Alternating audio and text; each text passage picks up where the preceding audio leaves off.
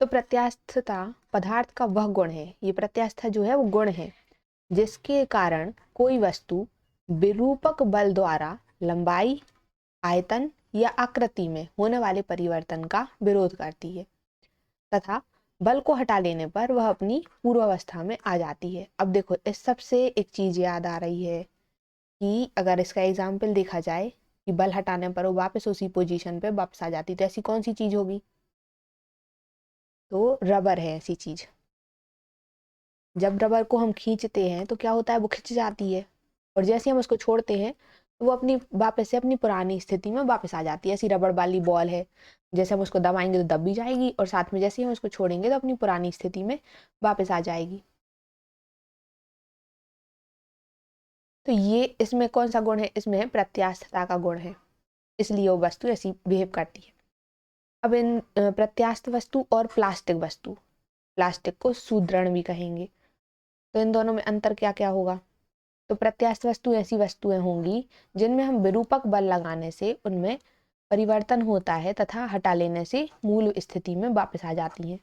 और प्लास्टिक वस्तुएं क्या करेंगी? मूल स्थिति में वापस नहीं आएंगी। और सेकंड क्या होगा? प्रत्यास्थ वस्तुओं में विरूपक बल के कारण अस्थायी परिवर्तन होता है। अस्थायी मतलब कि थोड़ी देर के लिए हुआ है और वापस से उसी स्थिति में वापस आ जाती है।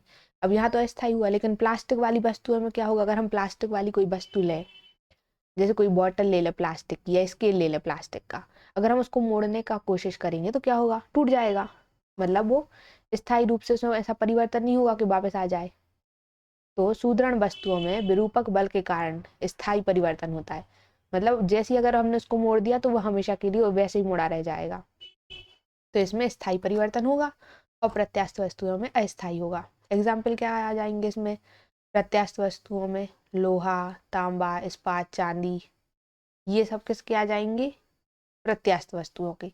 अब जैसे कोई लोहे की छड़ ले लेते हैं हम, लेकिन अब तुम लोग कहोगे कि लोहा कैसे आखिर मुड़ गया? तो अगर हम उसको गर्म कर देते हैं तो उसमें वो गुण रहता है कि वो मुड़ जाता है। और इसके एग्जाम्पल साबुन है। अब जैसे साबुन को हम मोड़ेंगे तो वापस अपनी पोजीशन में तो आएगी नहीं, तो साबुन हो जाएगी, मिट्टी हो जाएगी, मोम हो जाएगी। ये इसके एग्जाम्पल है।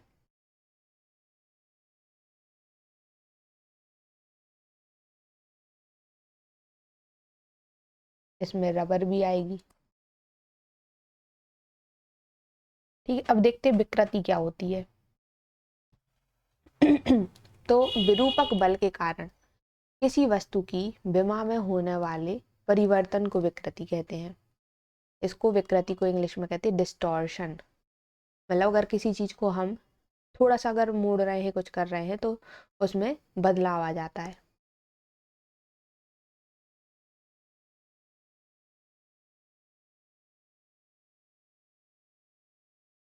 जैसे कि अब देखो प्लास्टिक के तो एग्जाम्पल ये है, प्लास्टिक की बोतल हमें पता है।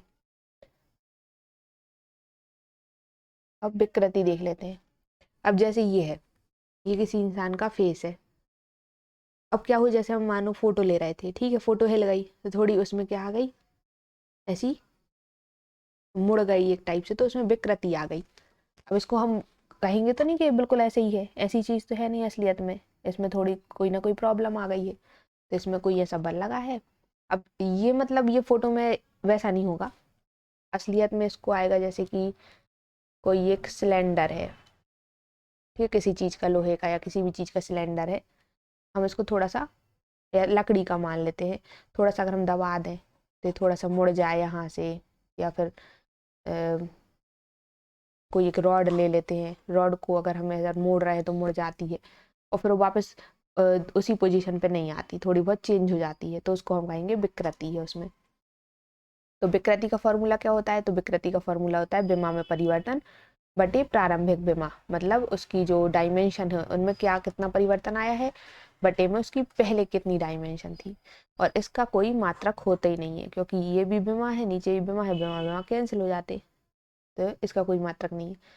अब विकृति के प्रकार, कितने टाइप के प्रकार होंगे, हम कितने मतलब कितने टाइप से इसको बिगाड़ सकते हैं, ठीक है। तो अनुदैर्ध्य विकृति, अनुदैर्ध्य मतलब सीधी सीधी दिशा में किस तरह से परिवर्तन होगा एकांक लंबाई में। तो विरूपक बल के कारण किसी वस्तु की एकांक लंबाई में होने वाले परिवर्तन को, मतलब जब लंबाई में परिवर्तन होगा तो अनुदैर्ध्य विकृति आएगी। इसका फॉर्मूला होता है लंबाई में परिवर्तन बटे प्रारंभिक लंबाई। अब थोड़ा सा परिवर्तन आए तो हम लिखेंगे इसको डेल्टा एल बटे में एल। और कैसा परिवर्तन हो सकता है, अनुदैर्ध्य हो गया, सेकंड हो जाएगा आयतन। अब लंबाई में तो हो गया, और आयतन में कैसा हुआ कि एकांक आयतन में होने वाला परिवर्तन, उसको हम आयतन विकृति कहेंगे, तो डेल्टा भी अपॉन भी हो जाएगा। तीसरा होगा अपरूपण विकृति। तो जब किसी वस्तु पर उसकी सतह के समांतर विरूपक बल इस प्रकार लगाए जाए कि उसका आयतन स्थिर रहे, मतलब जो आयतन है वो तो वैसे ही रहे किंतु आकृति परिवर्तित हो जाए, मतलब आयतन में कोई बदलाव ना आए और आकृति परिवर्तित हो जाए, तो इस स्थिति में जो विकृति आएगी उसको कहेंगे अपरूपण विकृति। मतलब अगर कोई चीज मान लो ये ऐसा सिलेंडर जैसा कुछ रखा है, ठीक है, हमने धड़ से बल लगाया तो वो थोड़ा सा ऐसा तिरछा हो गया, तो आयतन तो अभी जिसमें इतना, इसमें जितना आयतन होगा वो भी इसमें भी उतना ही होगा, लेकिन अलग क्या है, अलग ये है कि इसमें थोड़ा सा शेप बदल गया इसका, तो ये हो जाएगी अपरूपण विकृति। अगर आयतन में परिवर्तन आ जाए तो वो कहलाएगी आयतन विकृति, लंबाई में आ जाए तो वो कहलाएगी अनुदैर्ध्य विकृति। अब देखते प्रतिबल क्या होता है। तो प्रतिबल को इंग्लिश में कहते हैं स्ट्रेस। ये तो सबको पता है स्ट्रेस क्या होता है, लेकिन ये वो वाला स्ट्रेस नहीं है।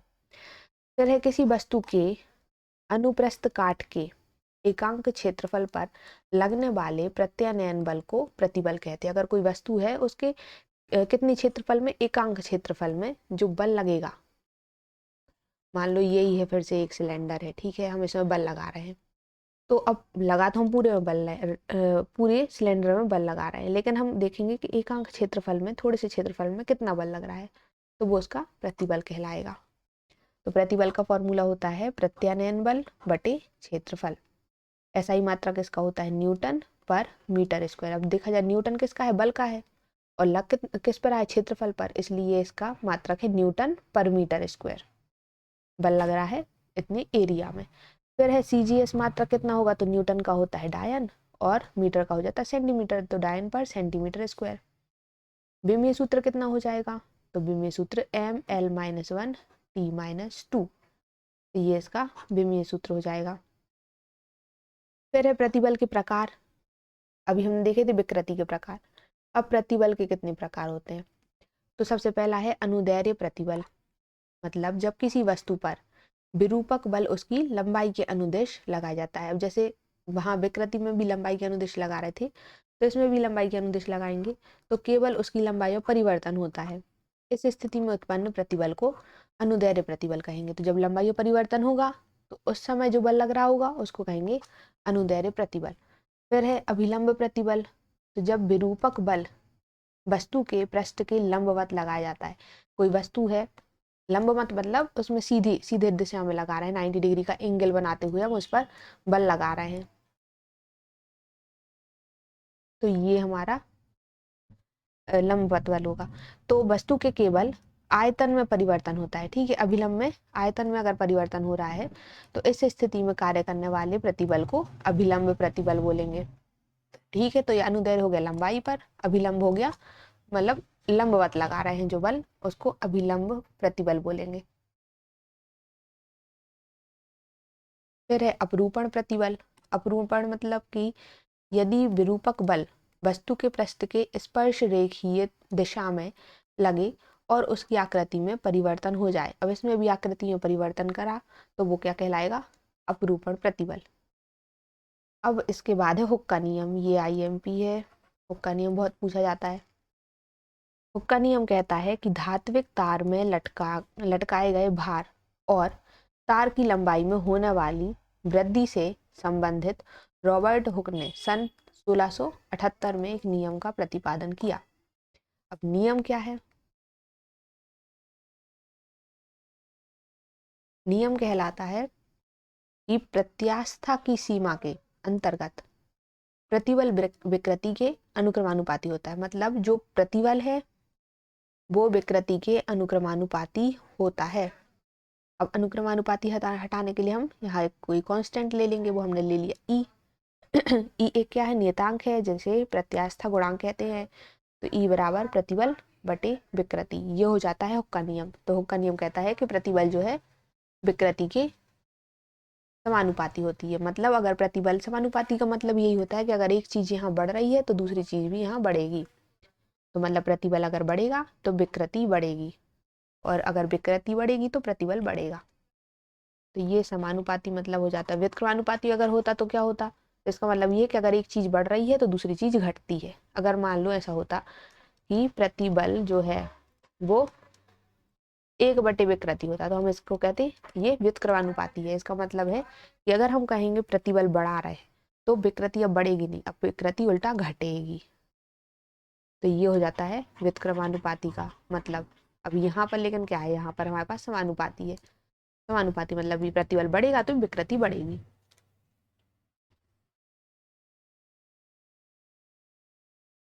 फिर उसके बाद है प्रत्यास्थता गुणांक क्या होता है।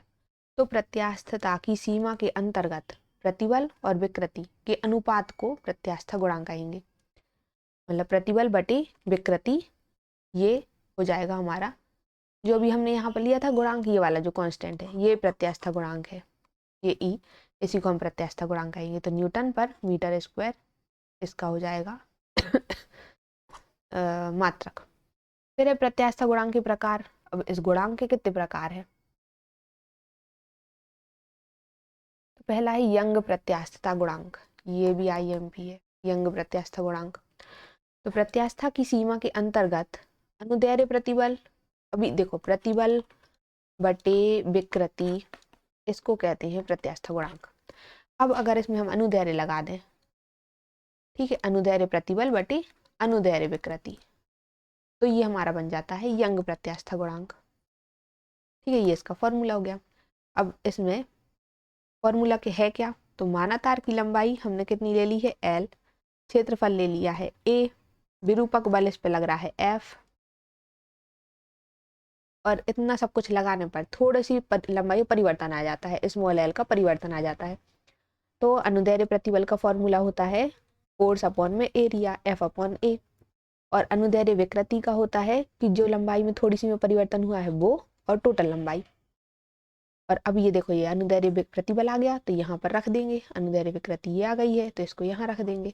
तो फॉर्मूला बन जाएगा F अपॉन A अपॉन में small L upon capital L.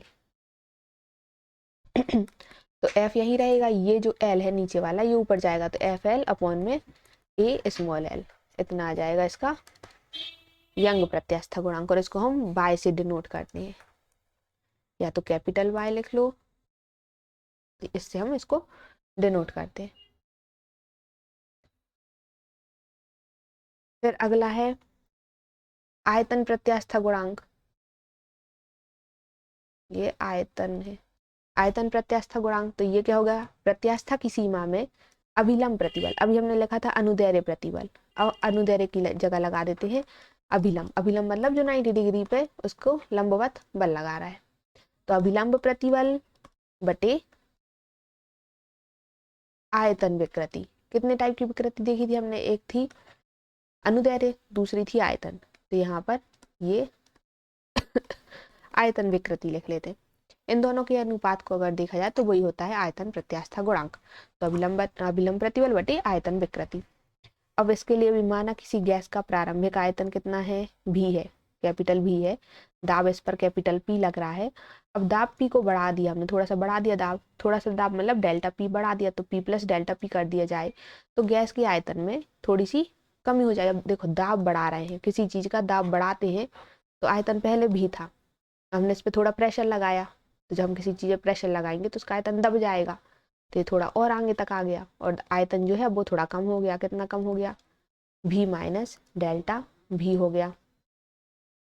तो जैसे प्रेशर बढ़ेगा दाब उसका, मतलब जैसे दाब बढ़ेगा तो उसका आयतन घट जाएगा।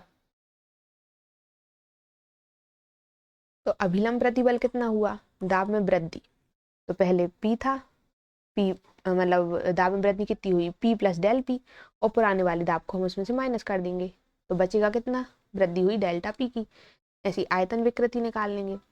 तो आयतन विकृति का फॉर्मूला है आयतन में परिवर्तन बटे प्रारंभिक आयतन। तो आयतन में परिवर्तन कितना होगा, तो जो अभी नया वाला आयतन है भी माइनस डेल्टा भी, उसमें से हम पुराने वाले को माइनस कर देंगे, तो ये दोनों तो माइनस हो गए। आयतन में परिवर्तन हुआ माइनस डेल्टा भी अपॉन में भी। अब ये दोनों चीजें निकल आई हैं तो मेन फॉर्मूले में इसको हम रख देंगे। फॉर्मूला क्या है, अभिलंब प्रतिबल बटे आयतन विकृति। तो अभिलंब प्रतिबल डेल्टा पी आया, आयतन विकृति आई माइनस डेल्टा भी अपॉन भी। और इसको हम के से डिनोट करते हैं, यंग प्रत्यास्था गुणांक को y से और इसको k से। तो k बराबर आ गया माइनस भी डेल्टा पी अपॉन डेल्टा भी, ये इसका फॉर्मूला हो गया। अब तीसरा देखते हैं। तीसरा प्रत्यास्था गुणांक होता है दृढ़ता प्रत्यास्था गुणांक। तो इसमें क्या होगा, प्रत्यास्था की सीमा के अंतर्गत अपरूपण प्रतिबल, तीसरा प्रतिबल पढ़ा था हमने अपरूपण, और तीसरी विकृति क्या थी, अपरूपण विकृति। तो दोनों को हम डिवाइड कर देंगे। अब इसका फॉर्मूला क्या था, एफ अपॉन ए, अपरूपण विकृति का होता है यहाँ पर थीटा। तो दृढ़ता गुणांक इसको हम एन से डिनोट करेंगे, तो एन हो जाएगा एफ बटे में ए और सबके बटे में थीटा। तो एफ अपॉन थीटा ए इसकी वैल्यू आ जाएगी।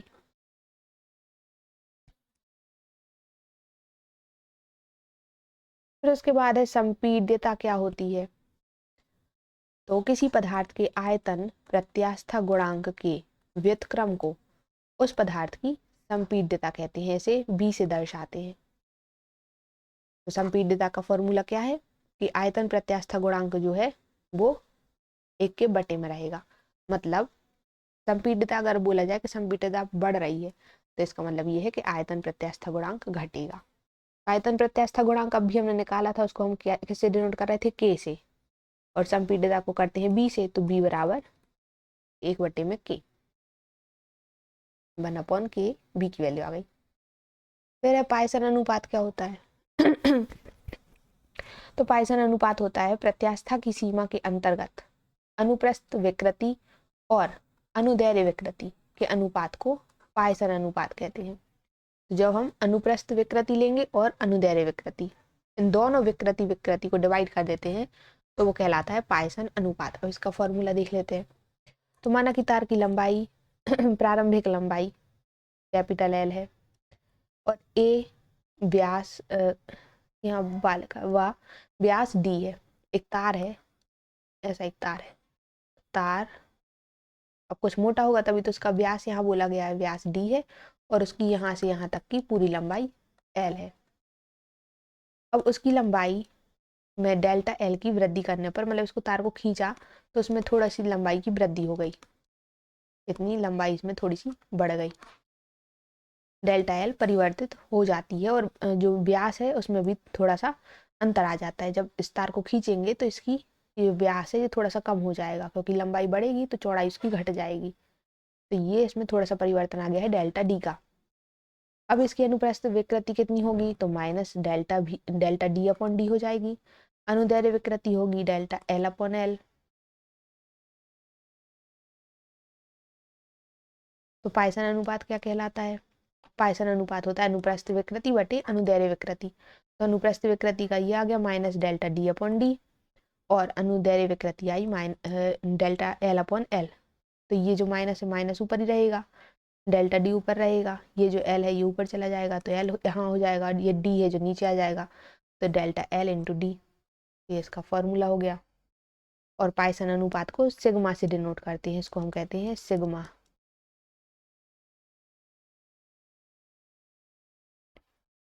और सिग्मा बराबर कितना हो सकता है, तो यहाँ हम जहाँ हमने डी लिया है तो इस डी की जगह आर भी ले सकते हैं, तो लंबाई उतनी रहेगी, इसको ऐसे भी लिख सकते हैं minus 1 upon R delta R upon में डेल्टा एल। अगर यहाँ पर डी की जगह त्रिज्या लें तब ये वाला फॉर्मूला लगेगा। फिर इसके बाद इसके कुछ क्वेश्चन है, जैसे कि स्प्रिंग को बनाते समय हम तांबे की अपेक्षा स्टील को प्राथमिकता क्यों देते हैं। तो इसलिए देते हैं क्योंकि स्टील तांबे की अपेक्षा 1.5 गुना अधिक प्रत्यास्थ मतलब आराम से वो फैल सकता है। फिर हम तार को बार बार मोड़कर क्यों तोड़ सकते हैं, तो जैसे अगर हमें किसी तार को तोड़ना है तो हम क्या करते हैं, बार बार मोड़ेंगे उसको तो वो टूट जाएगा। तो हम क्यों करते हैं, क्योंकि हम किसी पदार्थ पर बल लगाकर उसमें विकृति उत्पन्न करते हैं। बल लगाते हैं जैसे उसमें विकृति आ जाती है, वो अपने आप मुड़ने लगता है। तो तार के पदार्थ के प्रत्यास्था के जो गुण होते हैं वो घटते जाते हैं। अब वो उतना प्रत्यास्थ नहीं रहता है, तो जिससे क्या होता है इसमें प्रत्यास्था श्रांति, इसको प्रत्यास्था श्रांति कहते हैं, मतलब हम उसको प्रत्यास्था को भंग कर रहे हैं, तोड़ रहे हैं। अतः एक स्थिति में तार टूट जाता है।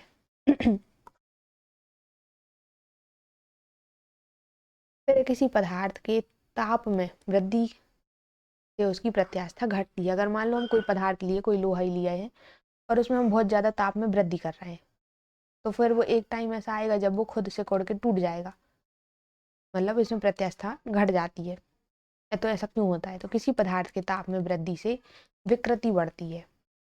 तो दूरी बढ़, ये मतलब विकृति बढ़ेगी तो उसमें दूरी बढ़ेगी, जिससे क्या होगा, प्रत्यास्था का गुण जो है, जो गुणांक है उसका मान कम हो जाएगा। अब यंग प्रत्यास्था गुणांक क्या बोलता है, प्रतिबल बटी विकृति। अतः ताप वृद्धि से पदार्थ की प्रत्यास्था जो है वो घट जाती है।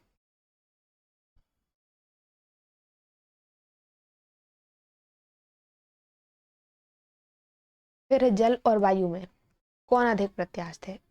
पानी अधिक प्रत्यास्थ है या वायु अधिक प्रत्यास्थ है?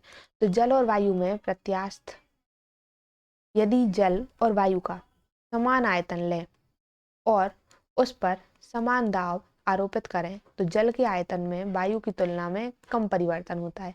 मतलब जल में जो है ज्यादा परिवर्तन नहीं होगा, लेकिन वायु में ज्यादा परिवर्तन हो जाएगा। तो मतलब इसका मतलब ये है कि ज्यादा प्रत्यास्थ कौन है, तो ज्यादा प्रत्यास्थ है वायु। फिर स्टील, स्प्रिंग स्टील बनाई जाती है, तांबे की नहीं। वो किसकी, स्टील की बनाई जाती है। जो स्प्रिंग होती है जो पैन में डली रहती है, और बहुत सारी जगह हमने स्प्रिंग देखी है, वो स्टील की क्यों बनाई जाती है, तांबे की क्यों नहीं बनाई जाती? तो अब भी हमने देखा था कि स्टील का प्रत्यास्था गुणांक क्या होता है, तांबे की तुलना में अधिक होता है।